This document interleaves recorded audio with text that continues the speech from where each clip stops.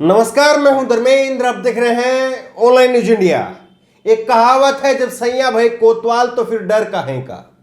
रामदेव यही काम करता हुआ नजर आ रहा है और रामदेव खुलेआम इस देश के कानून की धज्जियां उड़ा रहा है। रामदेव को लेस मात्र मतलब बिल्कुल जरा सा भी कानून का डर नहीं है। अपनी जूती की नोक के ऊपर रामदेव इस देश के कानून को रख रहा है, जेब में रखता है कानून को। ये दिखाई दे रहा है। रामदेव की एक वीडियो वायरल हो रही है। रामदेव सुबह सुबह जब वो योग के नाम पर व्यापार करता है, करोड़ों रुपए का कमाई करवाने का साधन बना रखा है। ठीक है, आप करिए, अच्छी बात है, लेकिन किस तरह से वो कह रहा है योग करवाते करवाते कि हम आपको करोड़ों रुपए का करोड़पति बनाने जा रहे हैं। ये वो रामदेव कहता है। और रामदेव खुलेआम कहता है कि मेरी रुचि सोया की कंपनी में आप इन्वेस्ट करिए, पतंजलि कंपनी के आप जो है वो शेयर खरीद लीजिए। ये रामदेव कहता है।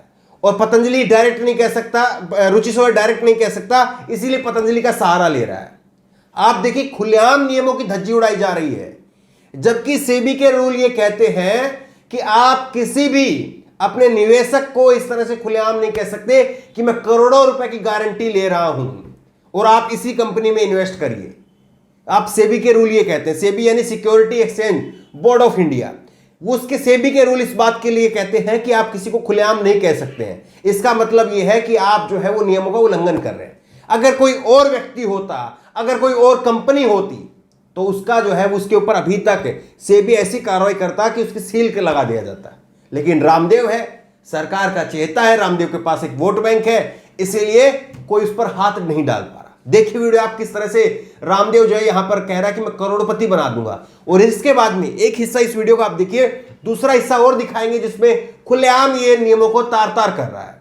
जो पतंजलि में, रुचि सोया में इन्वेस्ट करेगा, उसको करोड़पति होने से कोई नहीं रोक सकता। ये मैं आज आपको सुबह सुबह गारंटी दे देता हूं। पहले हिस्से में तो हमने आपको दिखाया है कि किस तरह से रामदेव कह रहा है कि मैं आपको करोड़पति बना दूंगा। अब दूसरा एक हिस्सा आप देखिए, 1 मिनट का और हिस्सा है ये। इसमें रामदेव कह रहा है कि आपको शेयर खरीदने हैं और शेयर खरीद करके रुक जाना है, आपको तुरंत बेचना नहीं है। मतलब कि कोई शर्म लिहाज नहीं बची है यहां पर, किसी तरह से कोई नियम का जो है वो कहीं पर भी कोई लिहाज नहीं है कि ये नियमों की धज्जी उड़ रही है यहां पर रुक जाऊं। खुलेआम कह रहा है कि मेरा दायरा है, मतलब ये नहीं है कि उसको पता नहीं हो, उसको पता है मेरे को कितना बोलना है। खुलेआम कह रहा है कि मुझे पता है, मेरा एक दायरा है और मैं रुचि सोया इसलिए नहीं बोल सकता हूं क्योंकि कार्रवाई हो जाएगी, इसलिए पतंजलि बोल रहा हूं, आप रुचि सोया समझ लेना। और वो कह रहा है एक बार जब आप खरीद लो तो खरीदने के बाद में ठहर जाना, रुक जाना, ये खरीद करके बेचने वाला काम मत करना, समाधि ले लेना। खुलेआम बता रहा है, देखिए आप। दे देता हूं, लेकिन क्या करना है, डीमैट अकाउंट जिन्होंने खुलवा रखा है वो ठीक है, बाकी खुलवा लेना। और शेयर खरीद के फिर बेचना नहीं, ये खरीदी बेची करने वाले जुआ करेंगे, ये खतरनाक। खरीदी बेची मत करना, थोड़े दिन शांति से पड़े रहो, शांति रखो, थोड़ी समाधि लगाओ, शेयर लो और समाधि लगाओ और करोड़पति हो जाओ। अब ये डीमैट अकाउंट क्या होता है? ये डीमैट अकाउंट जो है ये बैंक में जाके नहीं खुलता, ये बैंक वाले वैसे ही खोल देते, मोबाइल पे खुल जाता है, आजकल बहुत इजी है। इसके लिए अब कायदे से रामदेव के ऊपर उसके इस बयान को लेकर के कार्रवाई होनी चाहिए थी। रुचि सोया कंपनी के ऊपर कार्रवाई होनी चाहिए थी। रुचि सोया कंपनी अगर किसी और की कंपनी होती और अगर किसी और ने कहा गया होता तो अभी तक तो उस कंपनी के ऊपर जो है उसके शेयर पर फ्रीज कर दिया जाता, लेकिन अभी रामदेव की है, इसलिए कुछ नहीं होगा। रामदेव जैसे लचक लचक करके योग करते हैं, वैसे सरकार भी उनके सामने लचकती है, सरकार भी पूरा मुड़ जाती है, सरकार कुछ नहीं कर पाती है। और रामदेव तो खुलेआम कह चुका है कि किसी के बाप में हिम्मत नहीं जो मुझे गिरफ्तार कर ले। और बात केवल इतनी भर नहीं है कि रामदेव ने ये कहा। रामदेव ने विश्व की सबसे बड़ी महामारी कोरोना के समय पर क्या कहा था? रामदेव ने कोरोना के समय पर गारंटी ले ली थी। ये खबर आप देख लीजिए मेरे बगल में। रामदेव ने कहा था कि कोरोना लेकर ऐसी दवाई लेकर के आए हैं, 7 दिनों के अंदर, महज 7 दिनों के अंदर कोरोना ठीक हो जाएगा। जिसकी दवाई अभी तक नहीं बनी, उस दवाई की गारंटी ये महीनों पहले ले चुका था। और महीनों पहले 542 642 में अपनी वो पुड़िया बेच चुका था। और इसकी पुड़िया बिकवाने के लिए कौन आया था? इसकी पुड़िया बिकवाने के लिए गडकरी साहब वो आए थे। और उनसे भी हैरान करने वाला नाम डॉक्टर हर्षवर्धन, जो उस समय पर स्वास्थ्य मंत्री थे, बाद में उनका इस्तीफा हो गया। डॉक्टर हर्षवर्धन देश के स्वास्थ्य मंत्री एक ऐसे कार्यक्रम में जाते हैं, एक ऐसे कार्यक्रम में जाकर के मंच शेयर करते हैं, मंच के ऊपर अपनी उपस्थिति उनकी होती है। और उस मंच के ऊपर रामदेव, जिनको लाला रामदेव, व्यापारी रामदेव कहा जाए तो शायद गलत नहीं होगा। आप ये बताइए कि किस तरह से कोरोना के नाम पर लोगों की जान के साथ में खिलवाड़ किया गया, यहां पर लोगों की पैसे के साथ में खिलवाड़ हो रहा है। लेकिन सरकार पूरी तरह से आंख नाक कान मूंद करके बैठी हुई है। सरकार को लगता है कि कहीं से भी जो है रामदेव के ऊपर कुछ भी कार्रवाई हुई तो रामदेव का एक करोड़ों लोगों का वोट बैंक है वो खत्म हो जाएगा। और रामदेव की हमें सख्त जरूरत है। और रामदेव भी पूरा फायदा उठा रहा है। मोदी सरकार समझ नहीं पा रही रामदेव चीज क्या है। रामदेव भी सरकार का पूरा फायदा उठा रहा है।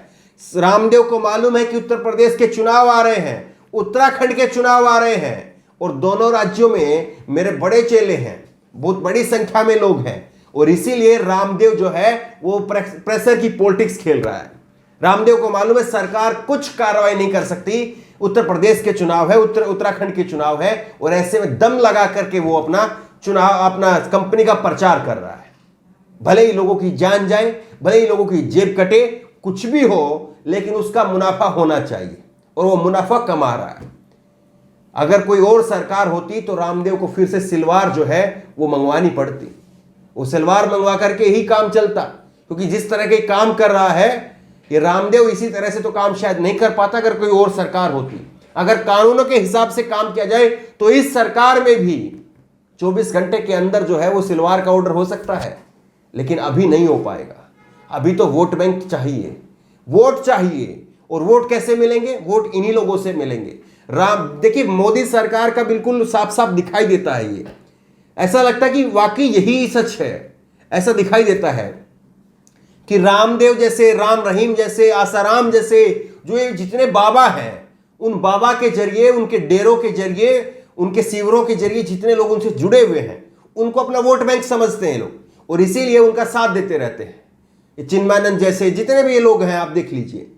और दूसरा, पैसे का साथ देने के लिए बड़े उद्योगपति हैं। उनका हेलीकॉप्टर जो है वो चुनाव में घूमता है, उनका हेलीकॉप्टर चुनाव प्रचार करवाता है। तो कैसे जो है वो लोगों के आंखों पर पट्टी डाल करके सब कुछ हो रहा है। इस खबर को ज्यादा से ज्यादा शेयर करिए ताकि लोगों की आंखों पर जो पट्टी पड़ी हुई है वो पट्टी हट जाए और लोगों को पता चले कि कैसे इधर से और उधर से, यहां पर बाबाओं से और वहां पर उद्योगपतियों से, दोनों तरफ से सरकार लड्डू बना रही है और आपको जो है वो कुछ नहीं मिल रहा है। सरकार लड्डू खा रही है और आप बैठ करके टुकर टुकर देखते रहिए। आपके हाथ में कुछ नहीं आएगा। महंगाई के नाम पर आपकी जेब कट जाएगी, बेरोजगारी के नाम पर आपकी नौकरी चली जाएगी। आप बैठ करके टुकर टुकर देखते रहिए। हाँ, एक ऑप्शन आपके पास में है। आप व्हाट्सएप के ऊपर सुबह उठ करके मुसलमानों को गाली दीजिए, आप व्हाट्सएप पर सुबह उठ करके दलितों को गाली दीजिए, आप एक इस जात वाली को गाली दीजिए, उस जात वाली को गाली दीजिए और फिर मांग करिए कि देश हिंदू राष्ट्र बनना चाहिए। ये मांग आप रख सकते हैं। उससे हिंदू राष्ट्र बनने से जो है वो सारी नौकरियां यहां पर मिलने लग जाएंगी। हर घर में जो है एक एक आदमी को 3-3 नौकरी मिलेगी। कैसे बुद्धू बन रहे हैं लोग, इस बात को खुद से लोग समझें तो ही लोगों का जो है वो भला हो सकता है। इस खबर को ज्यादा से ज्यादा शेयर करिए ताकि लोगों को सच्चाई पता चल सके। इस खबर को लेकर, इस वीडियो को लेकर आपकी जो भी राय हो नीचे कमेंट बॉक्स में अपनी राय जरूर दें। और इसी तरह की तमाम खबरों के लिए ऑनलाइन न्यूज इंडेक्स सब्सक्राइब करें, साथ में जो बेल आइकन है घंटी उसको जरूर दबाएं ताकि जैसे कि वीडियो अपलोड करें उसकी नोटिफिकेशन आपको तुरंत मिल सके। धन्यवाद। चैनल को सब्सक्राइब करें और घंटी जरूर दबाएं।